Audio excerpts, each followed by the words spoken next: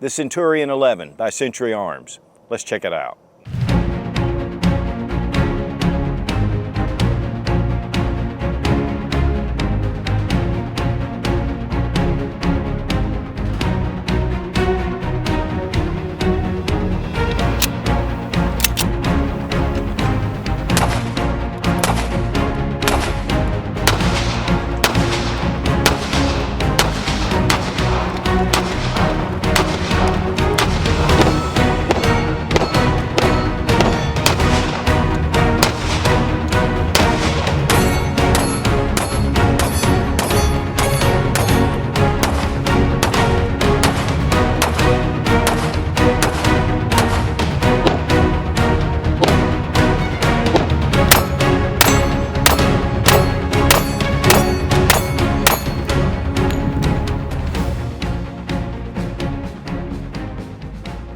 Why is it that the 1911 has still retained its popularity for over 100 years? Not only serving with the U.S. military from World War I and honestly still being used with certain units in the U.S. military. It's also been a favorite with competitive shooters. In fact, I cut my teeth competing with IPSC matches in IDPA using a 1911. But it's also depended upon for self-defense, even daily carry. It's as popular today as it ever has been. Today we're going to take a look at the Centurion 11, which is imported by Century Arms. This is a 1911 basic GI model. It doesn't have any of the bells and whistles that a lot of the modern 1911s have, but it has that iconic look and feel of those guns that were used on the battlefield. And one of its biggest features is that it is affordable, but the finish and the fit is really well done. And we're going to look through all the details, and we want to give a big thank you to Century Arms for sending the Centurion 11 for this review.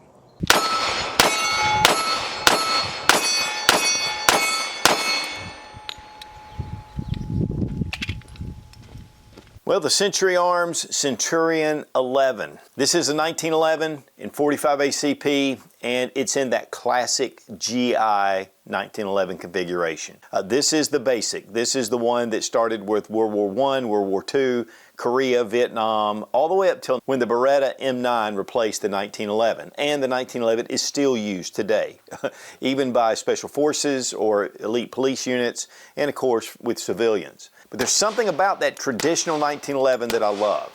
I'm a big fan of a lot of the upgrades that have been made to the 1911, but there's something about just that plain Jane GI model that just has a lot of appeal. Let's go ahead and make sure the gun's unloaded. So we're going to drop our magazine. It is an 8-round magazine. Traditionally with old GIs, it was a 7-round mag. It looks like a Metgar mag, which these function really well.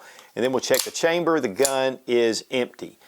Now, one of the things about this 1911 up front, and the first thing that I noticed when I pulled it out of the box, is the fit and the finish is absolutely beautiful. They have done an extremely good job, and I'm not sure if this is a Cerakote or a very fine anodized finish. Here, Centurion 11, right here on the slide, very subdued, doesn't take up a lot of space, doesn't have a billboard. And then on the other side, we have where it was imported. Century Arms has been importing firearms for a long time, and this one comes out of Turkey. And this seems to be just an exceptional quality. Now, we haven't taken this one to the range yet because the finish was so beautiful. I want to make sure that you got a good look at it. And I'll tell you guys, it just has that really traditional feel to it. We have some plastic or polycarbonate type grips, so they do have some texturing on them.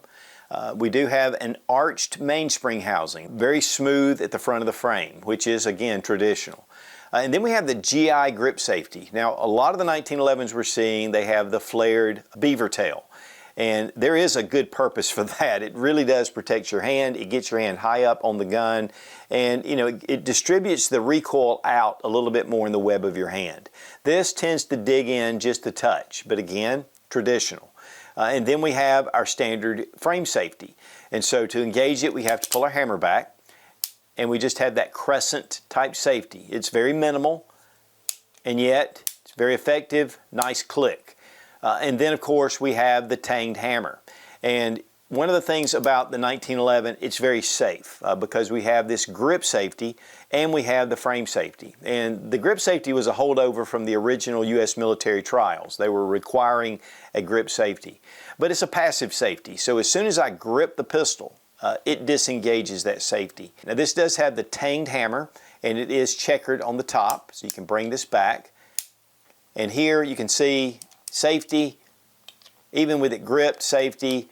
We take the safety off, still safety until we grip the grip safety and have the frame safety off, and then we can pull the trigger. Has the standard serrations that are on those old GI models. Your sights are just that dovetailed rear sight. It's just pretty much a gutter sight, and then we have a blade at the front that is, again, very traditional. We have our standard bushing, barrel bushing, and we have our recoil spring guide rod plug. And we'll take it down and take a look at it. Our slide stop right here and the traditional magazine release. And these are not switchable to the other side. It's the way that the 1911s were designed. As far as the trigger, it just has that plain type trigger. I believe this is, though, aluminum. One of the things, though, about a grip safety also, if you have really large, meaty hands with the tanged hammer, it can come back and it can bite you. And we found that, too, with the Browning High Power. For me, I've never had any issues with it, but my hands are not really big. They're just medium size. This, because of the thinness of the grip and just the pointability of the 1911, there's something about it that nothing else really shoots like this.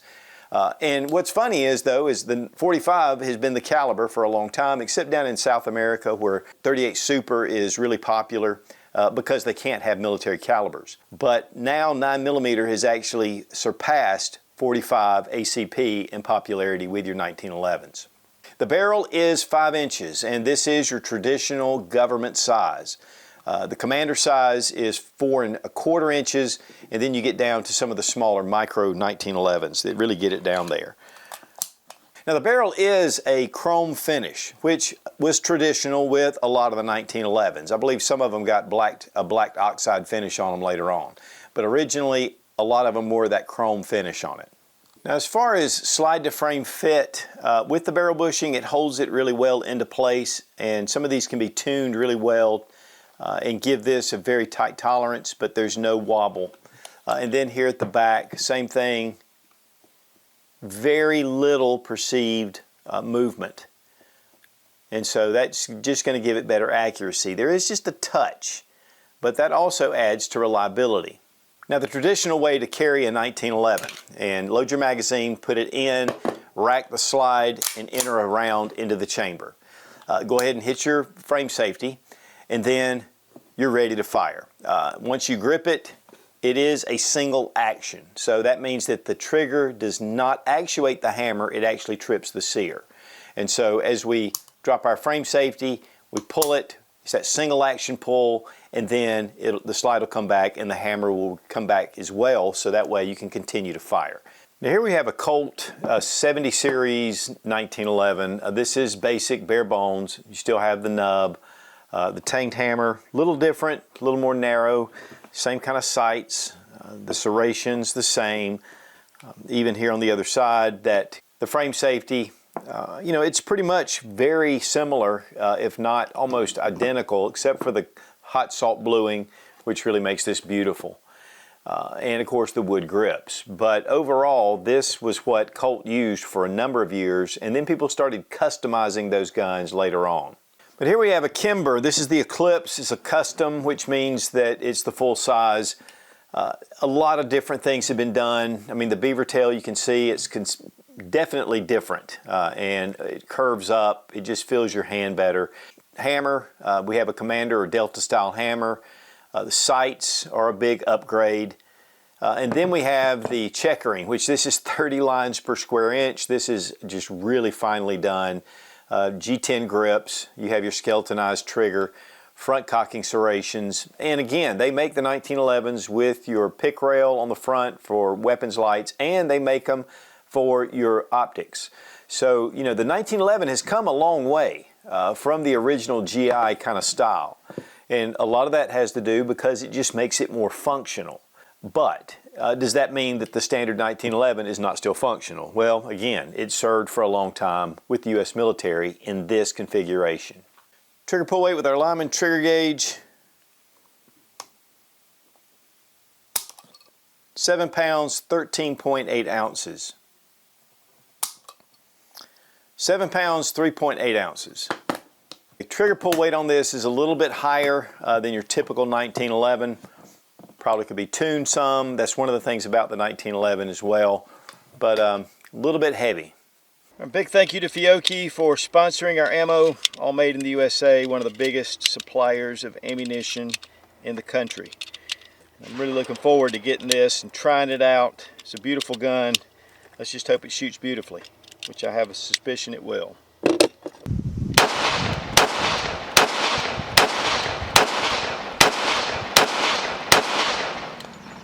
Got the Century Arms Centurion 11, 1911 GI model, I mean basic. These are classics, and it's really cool to see some of these come in, plus the price is right. It comes with an 8-round magazine. We're shooting actually a couple of 7-round magazines. Has those just plain GI sights. It's got the tang, but yet it shoots really, really well. Of course, honestly, it shoots like a 1911 GI model. It doesn't have the beaver tail, doesn't have all the fancy features on it, but it's still a 45 ACP.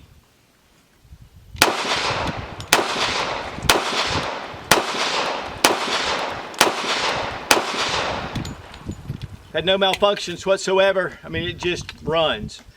I love the finish on this Centurion 11. I mean, it's absolutely beautiful. And it just has that plain look to it, which I love it. The polycarbonate grips.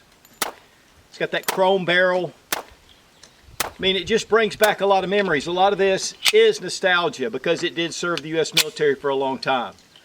But man, the thinness, the balance of a 1911, it's unparalleled. And it is single action, but man, cocked and locked, you're ready to go.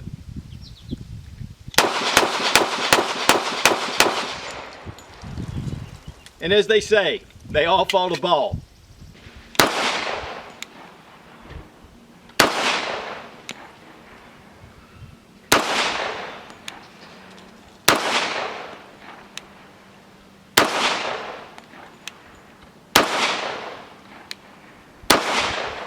All right, for disassembly, we're going to drop our magazine, check to make sure the gun is unloaded, and point in a safe direction and pull the trigger. First thing we want to do is, because this is a bushing system on the barrel, we're going to push down on our recoil spring plug, depress it, and then just bring around your barrel bushing, holding tension on that spring plug, and then we're going to let it out really easy. Next, bring your barrel bushing around to about the 4 or 5 o'clock position, and it'll come right out. There's a little key right here that fits on the inside of your slide. Go ahead and take off your plug. Then we're going to bring back the slide, and we're going to get it into this first notch right here. And then on the other side, just push your slide stop. And that should allow this to come up where you can pull this right out. Next, let your slide go forward. Pull out your guide rod and recoil spring. Then we're going to take our barrel, drop the barrel link, and just push it straight out the front of the barrel. If you have a full length guide rod, it's a little bit different, but this is the traditional way that you disassemble.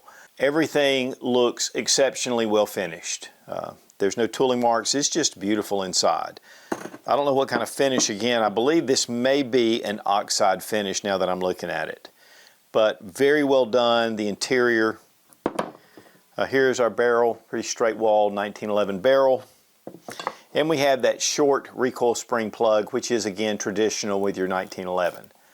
You can just pull that right off. One thing I do want to mention are the slide rails, and you have quite a bit of real estate where the slide will ride on this whole rail section. When it gets to the little polymer frame pistols, a lot of times they're just small rails on the front and back. This gives you better slide to frame fit. And guys, that's all you need to do to field strip. For reassembly, we're going to take our barrel, making sure that barrel link is in the down position. We're going to put it in the front. And once you get it in the front, go ahead and bring it up. Take our recoil spring and guide rod and just push it through. Take your barrel bushing again, we're going to get it into that 5 o'clock position, facing this way, and then just come around to the 9 o'clock position. Then we're going to take the slide and put it over our frame. And we want to line up this little notch right here. Make sure that you have your barrel link coming through and put it into place. Then once you get that lined up, just push it in. Be careful not to scratch your frame. I bring the slide stop up and over first, and that way I don't get an idiot scratch. Pull this all the way out. Now take your recoil spring plug, go ahead and put it in and hold on to it. Again, it is under tension. You got to be careful. Bring back your barrel bushing. You can rest it right here and then push down. They do make a tool that you can fit over this and turn it, but I find that unless it's really tight, it's fine. We'll go ahead and make sure, test for function, and we're back in business. Have the box with Centurion on it.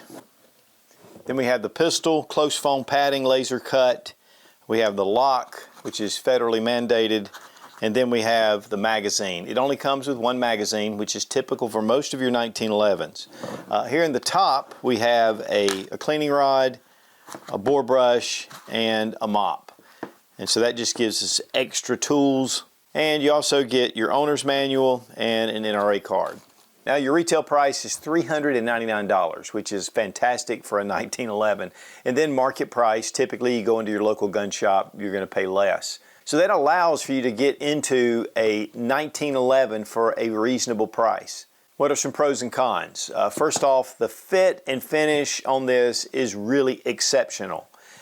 It is a GI model 1911, so it doesn't have all the frills, the extended beaver tails, the commander style hammer.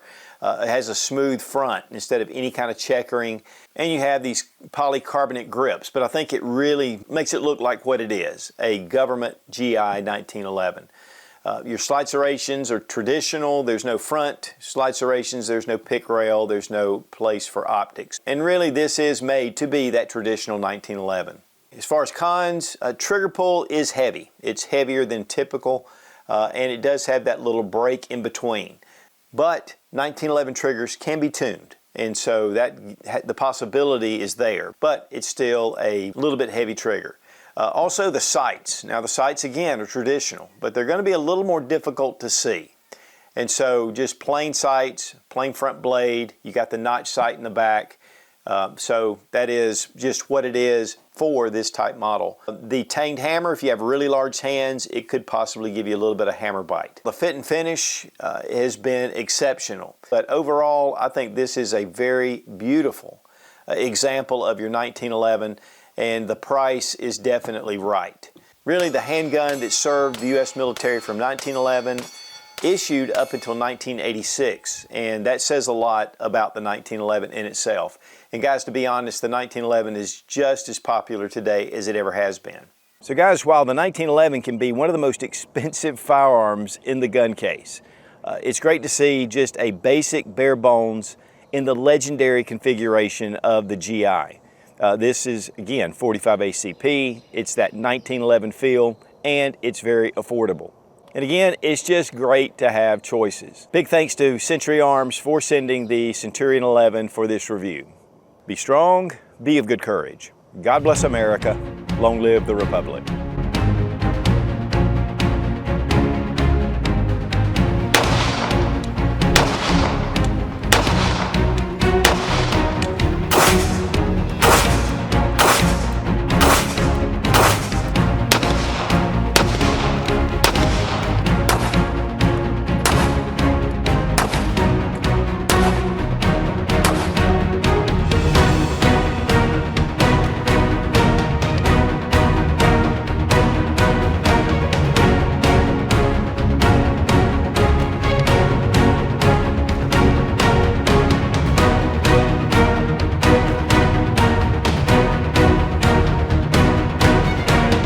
Just like it did in the field of combat, this is a capable firearm. Of course, it served in World War I, World War II, Vietnam, Korea, all the way up to Vietnam, Korea. It is now. Step back just a tiny bit. There we go. Okay. Popularity for over 100 and whatever years it is. It's 100 and